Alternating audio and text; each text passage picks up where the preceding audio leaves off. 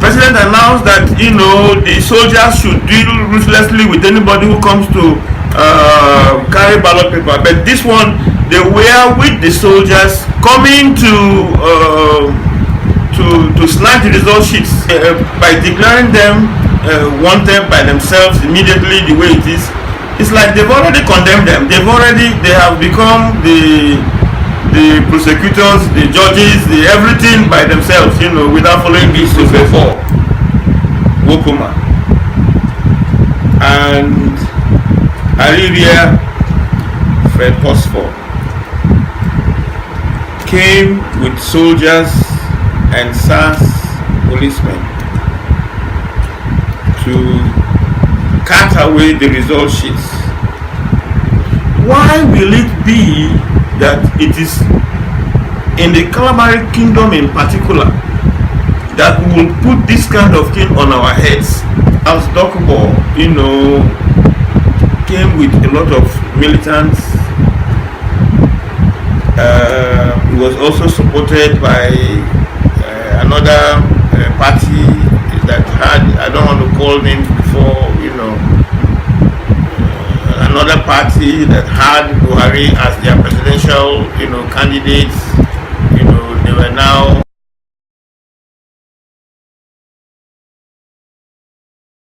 I am the national chairman of Friends of Atiku Abubakar Peter Obi and also the state coordinator. Indeed, I had hoped and prayed that this election should be free, fair, credible, and transparent. First, in my local government, and in my ward, because as a law-abiding citizen and electorate, I was confined to my unit and my ward. I happen to be the leader of my ward and of my unit.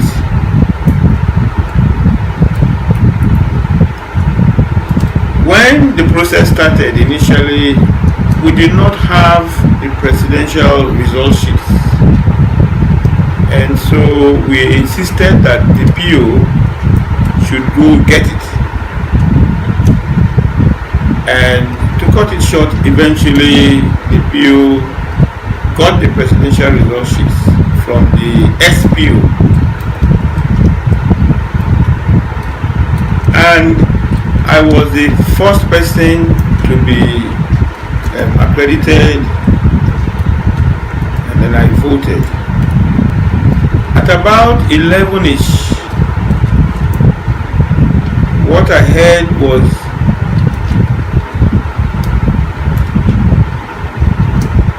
one Ibisobebo Wokoma and Ariria Fred Horsfall came with soldiers and SAS policemen to cut away the result sheets and destroy the ballot boxes and went away.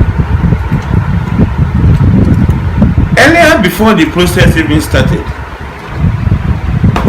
they were going about from house to house with SAS and the army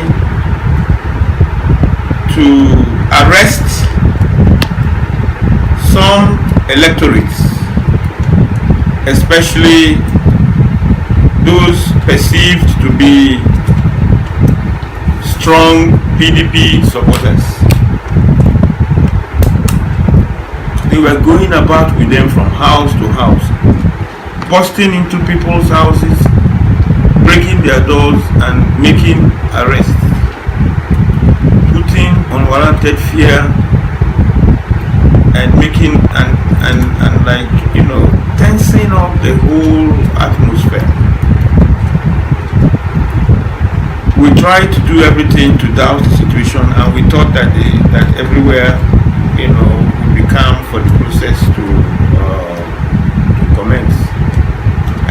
voted, and like I said earlier, I had been accredited and I voted, I went up. Then these boys came again with the soldiers and policemen, and after mine they went to the next and all that. When they came, and then the agent and the other electorates were trying to resist them, I heard the voice. And then I asked what, they said, oh, they have come to the, I said, allow them if that's what they've come to do. Don't fight, don't fight. And as I said so, I started to pass the message along, because they were going from unit to unit.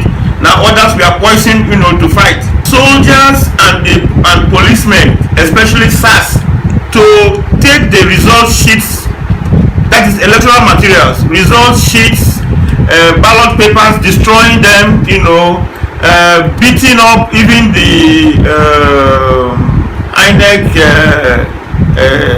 officers, and all that. I was wondering why, but that is what they were doing from unit to unit, and the whole place was tensed up, and they were about to fight, and I kept shouting, and then I told people to go around, tell them not to fight. If they have come to snatch ballot papers against even what the president announced that the soldiers should deal ruthlessly with anybody who comes to carry ballot paper. But this one, they were with the soldiers coming to snatch the result sheets. At least if nothing else, in my unit, which I also witnessed, because when they called me and I came out to the balcony, I saw them and I saw the process. That's what they were doing. Now that continued. They were just busy going on, from the Ward 7 to Ward 8, Ward 9. They kept going like that. Surprisingly, it was fairly peaceful, from Wards 1 to 6. But later on, something happened again, and I heard, somebody had been shot dead. One Prince Will had been shot dead. I don't know whether he died eventually or he survived, but as at the last check, it was that he had died, Okay. So the whole situation became like that. And then later on, the whole the town square where the collation center was cordoned off by the military men. If you're not APC, you will not be allowed to cross. Anybody who was APC and could prove you are APC or identify you could.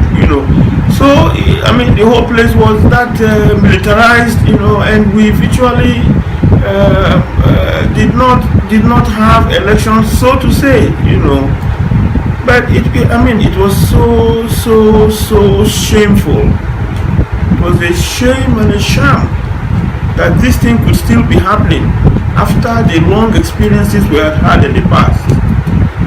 Now, while we were talking about ours, we now started getting reports and videos about what was happening in ASALGA, now Abonima in particular. From what we saw and from what I saw and what I heard, that was war. That was war. Now, since I wasn't there personally to ascertain exactly what happened, I can only rely on the reports that I had, from my family members and party people, that hoodlums were being, that is, APC had their thugs and hoodlums supported by the military and police, trying to do the same thing like they did in ASALGA. I won't say that I know, because I was not there. But from what I heard, and that's the report I heard from people who were there. The report was that the amnesty boss came with a lot of militants. What's his name? Is it Dokubo or something, you know? Charles Dokubo, you know, came with a lot of militants. He was also supported by another party that had, I don't want to call names before, you know, another party that had Buhari as their presidential, you know, candidates.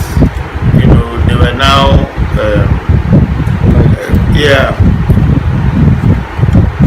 trying to do the same thing, you know, preventing every other person from any other party from participating.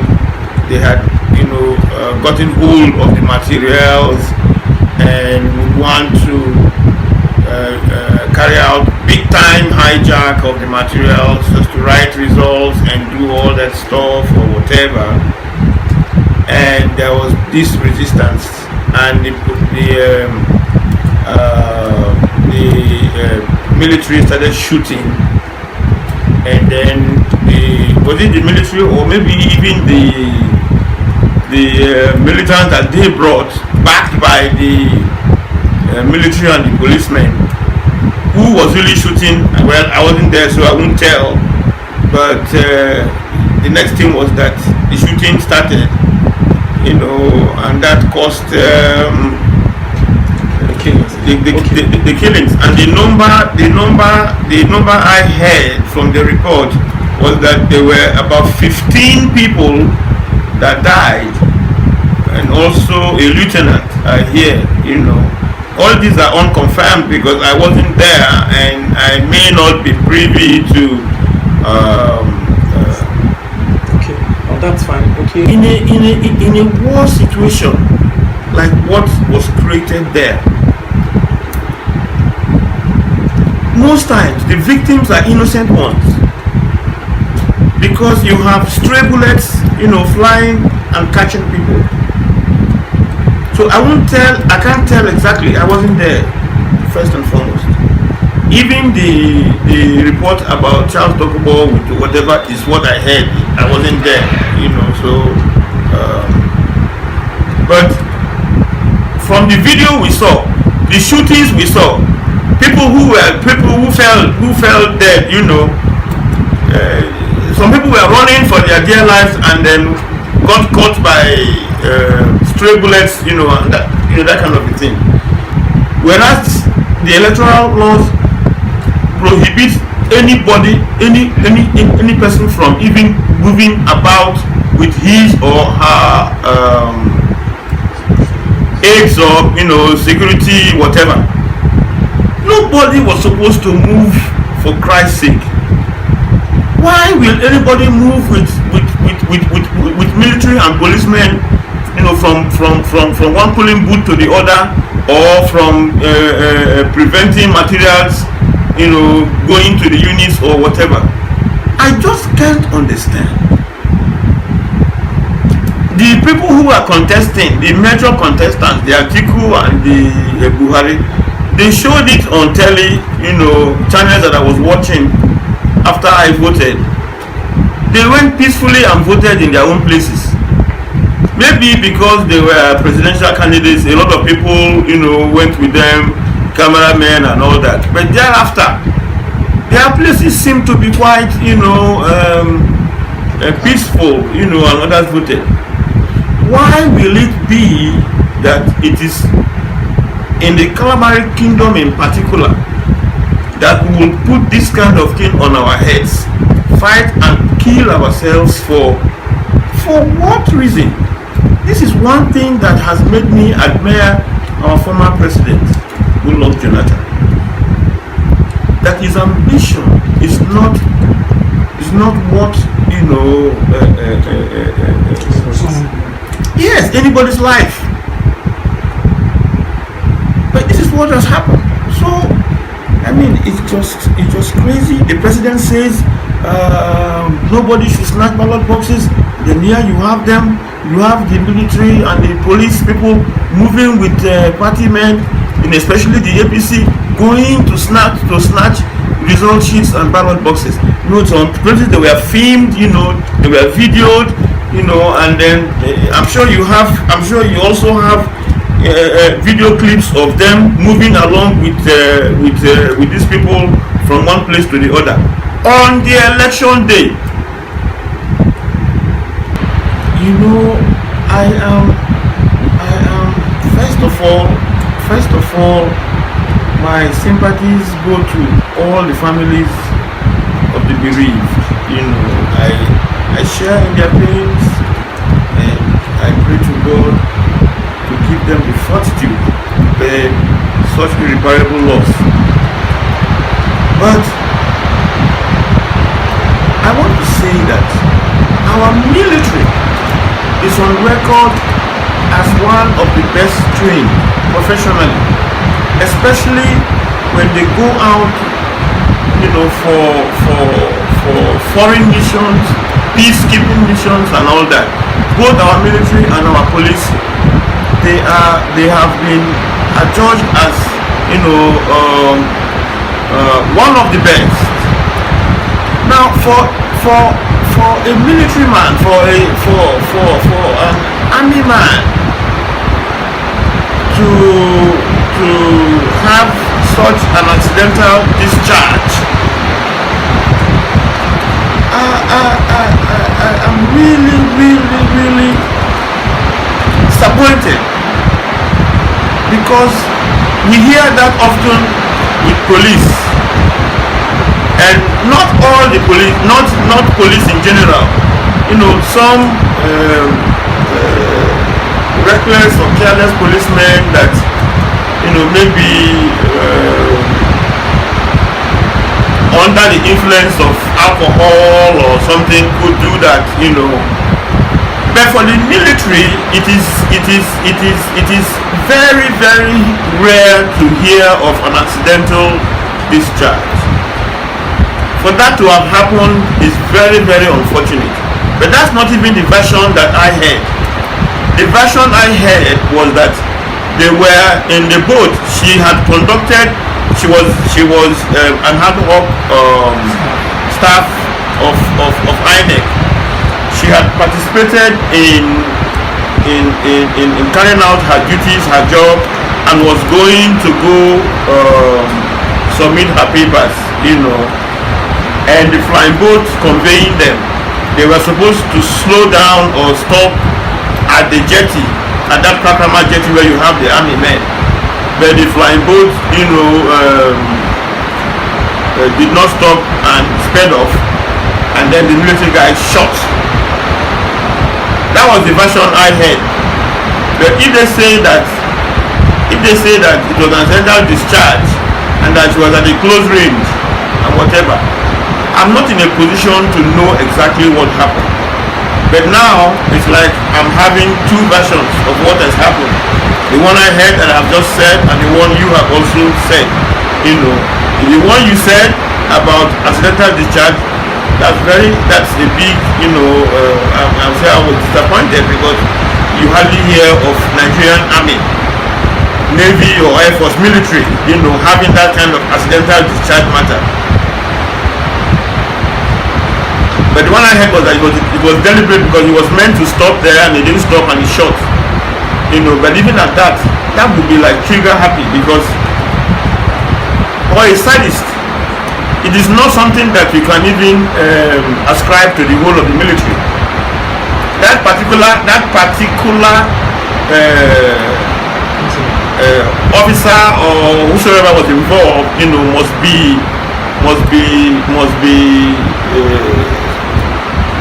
somebody of a questionable character, and he must be investigated, because if he becomes an unknown soldier, that will be terrible.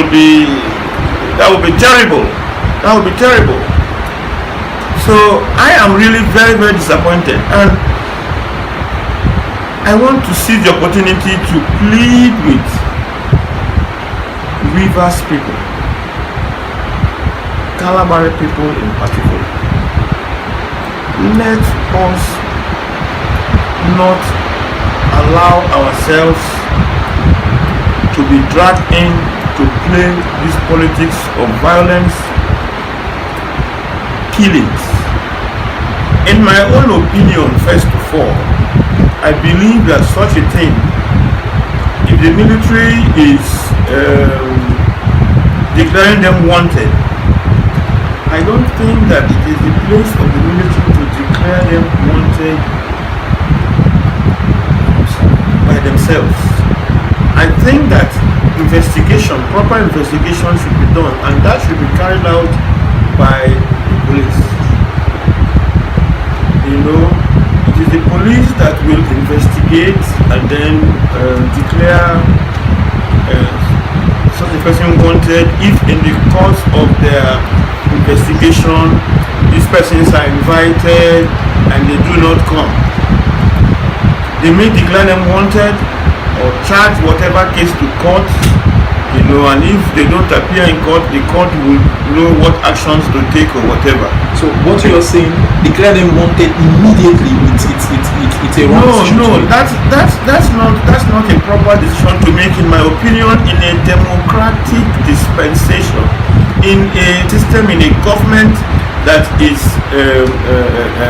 governed by our constitution, laws, you know, and regulations and all that stuff, you know, the due process should be carried out, you know, because by declaring them wanted by themselves immediately the way it is, it's like they've already condemned them. They have become the prosecutors, the judges, the everything by themselves, you know, without following due process. I think that they should rather refer this matter to the appropriate authorities, that's the police, to investigate, you know, and take it off from there. There's a point at which the police will declare somebody wanted, not the military. They were not even supposed to be part of these elections, not the military. The president himself bringing the military in is an aberration. I don't think that the constitution was properly looked into and advised. The military they have their roles.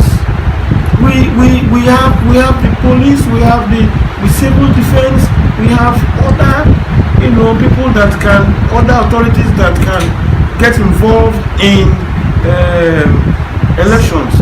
Not the military. The military is maximum force.